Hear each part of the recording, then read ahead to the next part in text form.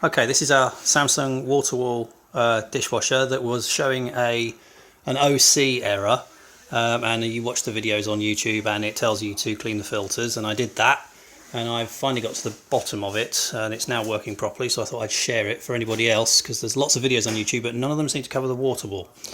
Okay, first things first, you got to take the side panel off and the top panel off. That's just screws, and there are no screws on the bottom, but there are two little tabs under here that you have to kind of unhook it at the same time as peeling it off the back.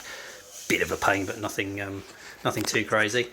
Okay, so inside here, that grey thing on the side there, easiest way to get that off is a pair of pliers, and I'm trying to do this while, there we go, pair of pliers in there and just undo it like a, ooh, he says, basically undo it as if it's a bayonet. You just twist it back and out it pops like that.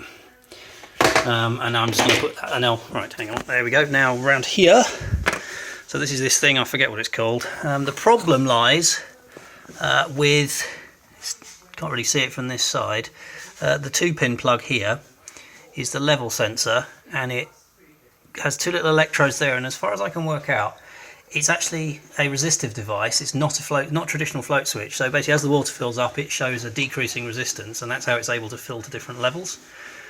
So what happened was this, when I got to it, was really brown. It still looks a bit brown there, you can see it.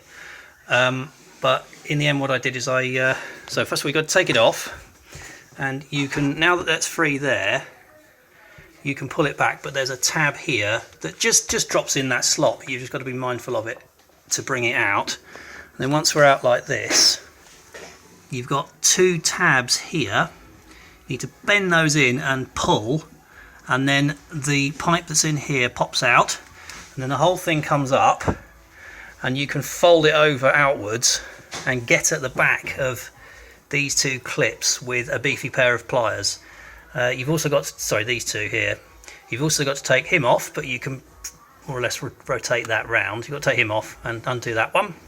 And also you have this chap here. And one of the videos I watched, and it's worth trying this first, simply take this off and blow through it, because if there's something clogging this hose up, you'll have the same problem. But you'll know that's the problem if this is full of water when the rest of it's empty.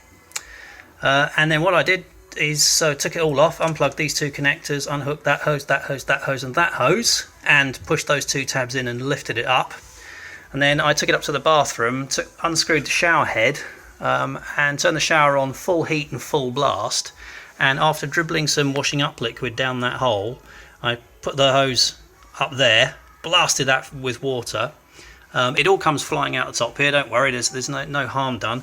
And it took a load of the crud that was sitting in here with it, and appears to have cleaned the sensor that would be recording the water level. And I've just plugged it all back in, and it started on a cycle perfectly normally, which it wasn't doing before I did that.